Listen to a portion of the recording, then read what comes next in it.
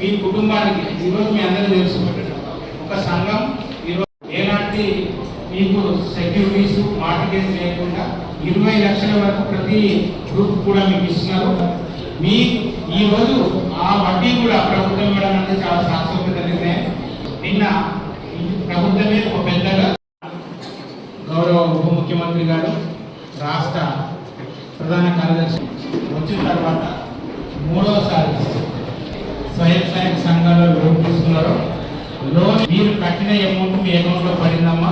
మీరు పెట్టుకొని మీ బ్యాంకు పోయి మీ పాస్బుక్లు ఒకసారి అప్డేట్ చేసుకుంటే మీ అకౌంట్లో పైసా మొత్తం అధికారంలోకి వచ్చినప్పుడు 7 కోట్లు, తర్వాత 11 కోట్లు ఈసారి మీ అకౌంట్లో దీనివల్ల కూడా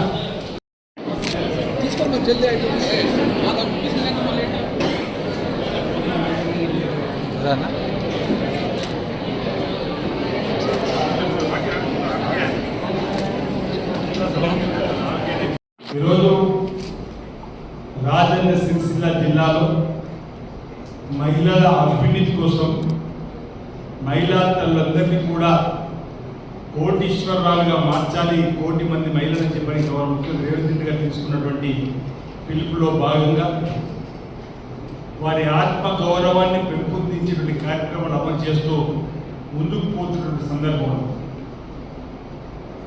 పొదుపు సంఘాలుగా డ్వాక్రా సంఘాల నుంచి మహిళా శక్తి సంఘాలుగా వచ్చిన తర్వాత డబ్బును పొదుపు చేస్తూ ప్రభుత్వం ద్వారా కూడా ఆ పొదుపు చేసిన డబ్బుకు సకాలంలో వడ్డీ చెల్లిస్తే ప్రోత్సాహం ఇవ్వడానికి ముందుగా రివాల్వింగ్ ఫండ్ అనేది కూడా 10,000 ఇచ్చినప్పుడు ఇచ్చేటువంటి సందర్భం.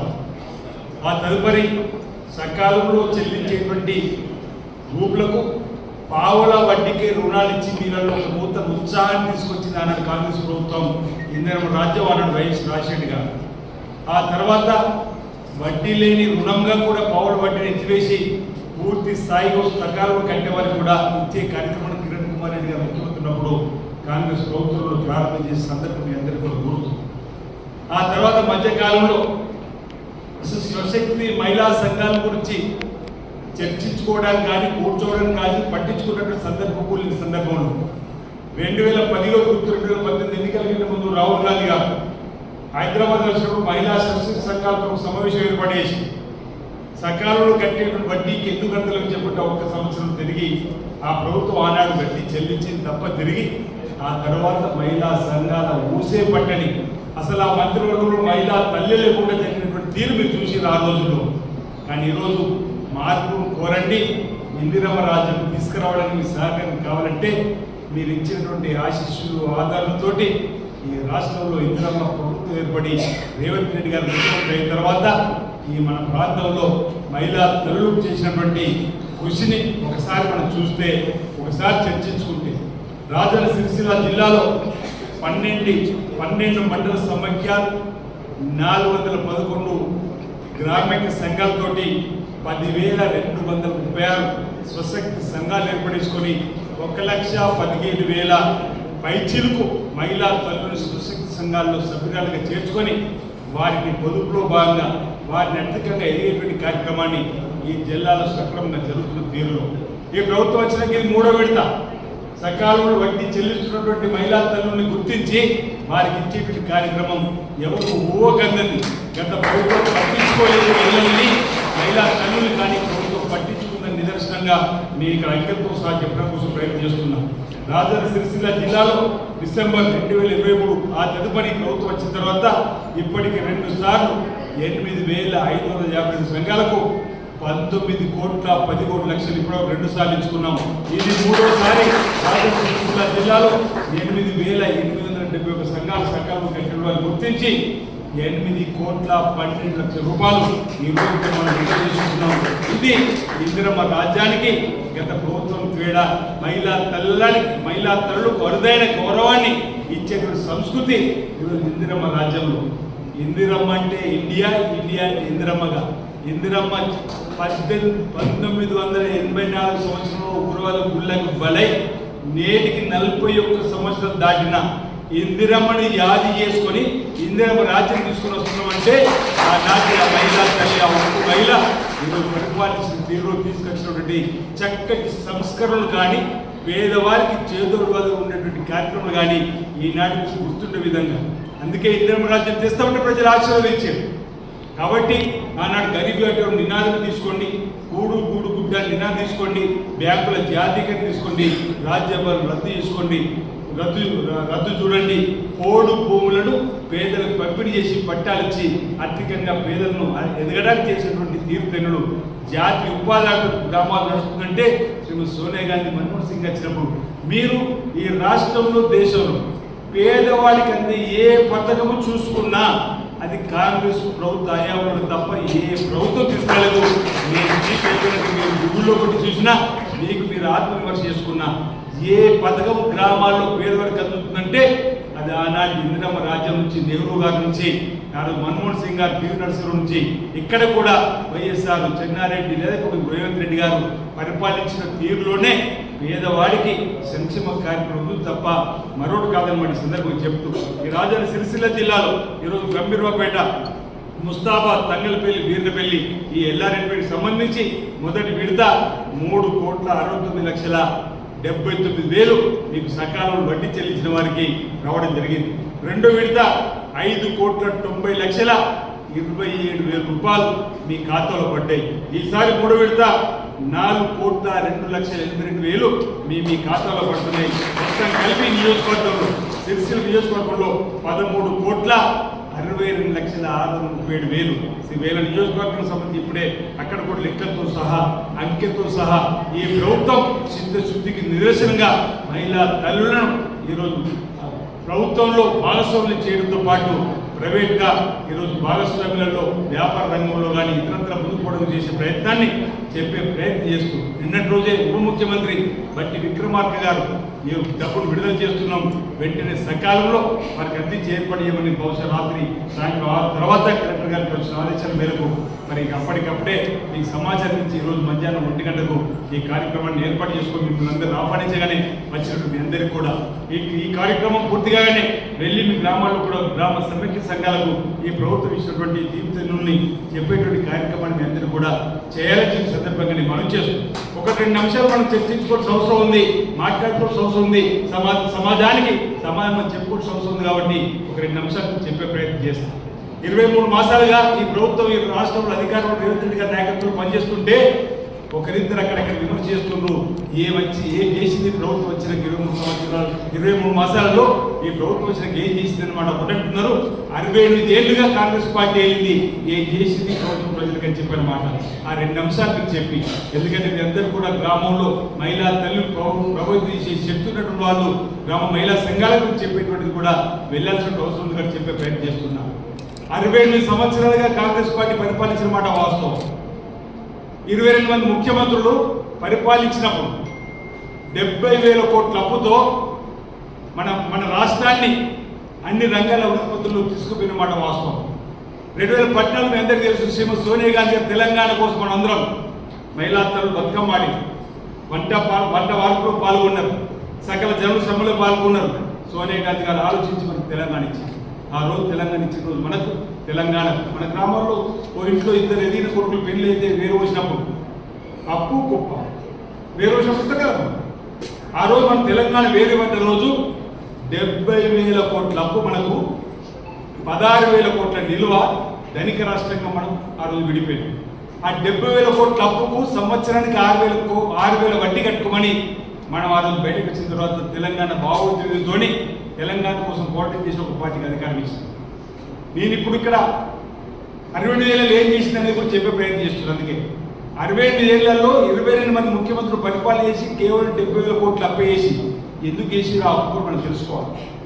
ఆ 70,000 కోట్ల అప్పుల్లో శ్రీరామ్ సాగర్ ప్రాజెక్ట్ కట్టిర్రు, శ్రీశైలం ప్రాజెక్ట్ కట్టిర్రు, నాగర్ సాగర్ ప్రాజెక్ట్ కట్టిర్రు, జూరాల కట్టిర్రు, కడియం కట్టిర్రు, ఎల్ఎండి కట్టిర్రు, ఎంఎండి కట్టిర్రు, ఆఖరికి ఎల్ఎంపల్లి ప్రాజెక్టు. ఇన్ని ప్రాజెక్ట్ నిర్మాణం చేస్తూ అంతర్జాతీయ ఎయిర్పోర్ట్ కట్టిండ్రు, హైదరాబాద్లో మెట్రో తెచ్చిండ్రు, నగరానికి ఓఆర్ఆర్ తెచ్చిండ్రు. దాంతోపాటు రాజీవ్ ఆరోగ్యశ్రీ పేదలకు ఉపయోగపడే ఫీజు రియంబర్స్మెంట్ అనేక రకాలు సంక్షేమం వైపు అభివృద్ధి వైపు చేస్తే 68 ఏళ్ళ 70,000 ఖర్చు మాకు అప్పు మన రూపంలో ఉంది, 10,000 కోట్లు నిలువ ఉండే. కానీ ఒకే పార్టీ ఒకే ముఖ్యమంత్రి. ఆ తర్వాత ఇంద్రమ్మ రాజ్యం వచ్చాక లెక్కలు చూస్తే 8 లక్షల కోట్ల అప్పులు ఉన్నదంటే 70,000 కోట్ల అప్పు తీసేస్తే 7,30,000 కోట్లు. ఏం చేసింది అంటే ఒక కాళేశ్వరం కట్టిన ఏమైతే చూసింది కాళేశ్వరం నిర్మాణం ఏం జరిగిందో కూడా కూలింది కుప్పగోలింది నాణ్యతలు కట్టడం చెప్పన్నాం. ఈ రోజు కూడా సాక్షాత్ వేములవాడలో ఆనాటి డబుల్ బెడ్రూమ్ పరిశీలనకు నేను కలెక్టర్ గారు బయలుదేరి వెళ్ళి చూస్తే నేను నిలుచున్న కాడ డబుల్ బెడ్రూమ్ ఆనాటి కట్టడం కూలిపోయింది. ఇది నాణ్యత నిర్మాణం వాళ్ళు చేయడం వల్ల 8 లక్షల కోట్ల అప్పుల్లో వెళ్ళినాం. ఆనాడు సంవత్సరానికి మనం కట్టేది 6,000 వడ్డీ చెప్పిన మీరు 70,000, కానీ ఈరోజు 8 లక్షల కోట్లకు నెలకు 6,000 వడ్డీ కడుతుంది. నెలకు 6,000 వడ్డీ, 12 నెలలకు 72,000 కోట్లు. ఇంకో డిసెంబర్ వస్తే 2 ఏళ్ళు కలిపితే 1,44,00,000 రూపాయలు ఈరోజు ఈ 2 ఏళ్లకు మనం వడ్డీకే కట్టిన సందర్భం దయచేసి మీరు గమనించాలంటూ. అయినా ఇంత అధికంగా ఇబ్బందులు ఉన్నారేమో సర్కార్ ప్రజలకు ఇచ్చిన హామీలు అమలు చేస్తూ ఒకటి చేసుకుంటూ ముందుకు పోతున్నారు. మీరు అందరూ చూస్తున్నారు. ఈ ప్రభుత్వం వచ్చిన 2 రోజులు 48 గంటల్లోనే ఆడపిల్లకు ఆర్టీసీ బస్ ఎక్కితే ఉచిత ప్రయాణం. ఏం చేసింది ప్రభుత్వం అనడానికి నిదర్శనం. ఏం చేసిందని మీరే సాక్ష్యం అని చెప్పే ప్రయత్నం చేస్తున్నా. అంతకుముందు పెద్ద తల్లు లేదు, బట్ట సంచులు. ఈరోజు ప్యాకెట్ ఏది పర్సులు వచ్చినాయి. ఆనాడు డబ్బు లేకపోతే బస్సు ఎక్కేవాళ్ళు కాదు. ఈరోజు బస్సు లేకుండా ఆధార్ కార్డు ఉంటే బస్సు ఎక్కి ప్రయాణం జరుగుతుంది. 270 కోట్ల జీరో టికెట్ ప్రయాణం జరిగిన తల్లి ఈరోజు మళ్ళీ ఏకకాలం 20 లక్షల 25 కుటుంబాలకు 20,650 కోట్లు. భారతదేశంలో ఏ రాష్ట్రం ఇవ్వని విధంగా ఇంత కష్టాలను మనం ఇచ్చుకొని ముందుకు పోయిన సందర్భాన్ని మీ సిరిసిల్ల నియోజకవర్గంలో అన్ని గ్రామాల్లో దయచేసి మీ ద్వారా వాస్తవాలు చెప్పే ప్రయత్నం చేసే విధంగా ఉండాలని చెప్పే ప్రయత్నం చేస్తాం. వాస్తవాలను వక్రీకరించి విద్వేషపు వాట్సాప్ గ్రూప్లలో దుబాయ్ కేంద్రంగా మన అందరికీ కూడా తప్పుదారి పట్టించే వారి పట్ల జాగ్రత్తగా ఉండమని చెప్పడానికి కోసం నేను ఈ అంకెల కోసం చెప్పే ప్రయత్నం చేస్తున్నాను. ఈరోజు ఆనాడు వైఎస్ఆర్ మొదటి సంతకం రైతు కరెంట్ అనేటువంటి పెట్టి తర్వాత మనం వచ్చిన తర్వాత పేదలందరూ కూడా 200 యూనిట్లు దాచుకుంటే ఉచిత కరెంట్ అన్నారు. అమ్మ 23 మాసాల క్రితం మీ గ్రామాల్లో మీరు కూడా పేదలు మీ అందరూ కొంచెం వేదిక ఉన్న వాళ్ళు ఏసీలు కట్టుకుంటే ఎక్కడ వాళ్ళు ఏసీలు కరెంట్ బిల్లు ఎక్కడో కానీ మన వాళ్ళందరూ పేదవాళ్ళకి సంబంధించిన వాళ్ళు ఎస్సీ బీసీ మైనార్టీ వర్గాల పేదవాళ్ళకి 23 మాసాల క్రితం ఒకవేళ మనం గిట్ట మీరు గిట్ట 3 మాసాలు కరెంట్ బిల్లు కట్టకపోతే కరెంట్ వచ్చి కరెంట్ కట్టించారు కదా.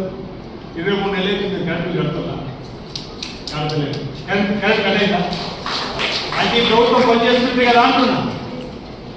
23 మాసాలకి మన కరెంట్ బిల్లు కట్టలేము, మన కరెంట్ కట్ అవుతుంది. అంటే ప్రభుత్వం పనిచేస్తుందో చెప్తున్నా. ఈ రోజు ఈ కార్యక్రమం సందర్భంగా మీ అందరికీ విజ్ఞప్తి చేస్తున్నాం. ఈరోజు ముస్తాబాలు కానీ వీరపల్లి కానీ తంగల్పల్లి కానీ ఎల్లరెడ్డిపల్లి కానీ కబ్బిరావుపల్లి కానీ 2014 కొత్త కోడలు వచ్చింది. రేషన్ కార్డు పెరిగినాం. తర్వాత సంవత్సరానికో 2 ఏళ్ళకో గుర్తలు వచ్చింది, ఓ మనోరాలు వచ్చింది, ఇంట్లకు పెరిగినాం. ఈరోజు మన ప్రభుత్వం వచ్చిన తర్వాత రేషన్ కార్డు వచ్చింది. రేషన్ కార్డు మనోరాలు పెరిగింది. 6 కిలోల అన్న బియ్యం కూడా వస్తుంది తల్లి అని ఆలోచన చేయండి. ఇది కూడా భారతదేశంలో మొదటి తెలంగాణ రోడ్ మోడలింగ్ దేశానికి ఏ పక్కమైన సర్కార్ నాయకత్వం రాజ్యంలో మన దగ్గరనే ఈరోజు సన్న బియ్యం పంపిణీ నాణ్యమైన భోజనాన్ని అందించి ఈరోజు ధనవంతులతో సమానంగా తినాలి, ఆరోగ్యవంతులు ఉండాలని చెప్పి తీసుకొచ్చింది. రావడం అందిస్తున్నటువంటి ఈరోజు ఇందిరా మిల్లు సిరిసిల్ల నియోజకవర్గంలో కూడా 3,500 ఇళ్లను ఈరోజు మనం మంజూరు చేస్తున్నాం. ఈరోజు ఇందిరా మిల్ల నిర్మాణం ఊపడుతుంది. ఇందిరా మిల్ల నిర్మాణం వెనుక సుతానికి పడుతుంది, కాకికి పడుతుంది, సిమెంట్ దుకాణానికి పడుతుంది, సలాగానికి పడుతుంది. ఈరోజు లేని వాళ్ళకు గూడు దొరుకుతుంది. ఆనంద బాధ్యత రాస్తున్న మాట వాస్తవం కాదా? దయచేసి ఈరోజు ఆలోచించేటువంటి ఆ ఒక్కరిద్దరి పట్ల జాగ్రత్త ఉండమని విజ్ఞప్తి చేస్తున్నా. ఆ ఒక్కరిద్దరికి మన తగిన రీతిలో తగిన సమయంలో సమాధానం చెప్పేటువంటి సందర్భంలో మీరందరూ కూడా ఉండాలని చెప్పడానికి కోసం నా ప్రయత్నం. ఇటీవల జరిగింది ఆ ప్రయత్నం ప్రజల ఆశీర్వాదం. ఇటీవల ప్రయత్నం జరిగింది ఆ ఆశీర్వాదం ప్రజల ద్వారా. జూబ్లీహిల్స్ ఎన్నికలు చూసింది. జూబ్లీహిల్స్ ఎన్నికల్లో రెఫరెండమా అన్నారు, కానీ ఏం చెప్తుందో చూసి పోలైన ఓట్లలో 51% ఇలాంటి తల్లు ఈ ప్రభుత్వానికి ఆశీర్వదించి 51% తోటి ఈ ప్రభుత్వం చల్లగా ఉండాలి, ఉండాలని చెప్పనే ఈరోజు ఇచ్చినటువంటి సందేశం మన కళ్ళ ముందు 10 రోజుల క్రితం జూబ్లీస్ వచ్చింది. ఈ ప్రభుత్వానికి ఉండాలి, మీ ప్రాంతాల్లో ఆలోచన చేయండి, ఆశీర్వదించండి, కాంగ్రెస్ ప్రభుత్వానికి మద్దతుగా నిలబడని చెప్పిన మాట కూడా సందర్భంగా నేను చెప్పే ప్రయత్నం చేస్తూ మీ కండగా ఈ ప్రభుత్వం ఉంటుంది, ఈ ప్రభుత్వ అధికారం ఉంటుంది. ఈరోజు మహిళా కలెక్టర్గా గరీబ్ అగర్వాల్ గారు మాట్లాడిన మాటలు కూడా ఆకాశమే అద్దెగా ఉండాలి మనం, అందుకే ఈరోజు నిలబడండి. ఇప్పటికే పుస్తకాల పేరు మనం రైతులు. అదేవిధంగా మీరు వ్యాపారంలో మరింత ముందు పోవడానికి మా దగ్గర ధర్మాలలో ఆదాన్ అమ్మాలి లాంటి వాళ్ళే సోలార్ పవర్ ఉంటారు, అలాంటి సోలార్ పవర్ ప్లాంట్స్ మనం ఇస్తున్నాం. ఆ విధంగా మీరు వ్యాపారంలో అమ్మాని ఒకటి అడుగుతా, ఇప్పుడు 20 లక్షలు తీసుకున్నారు మీరు, 20 లక్షలు వస్తాయి కదా,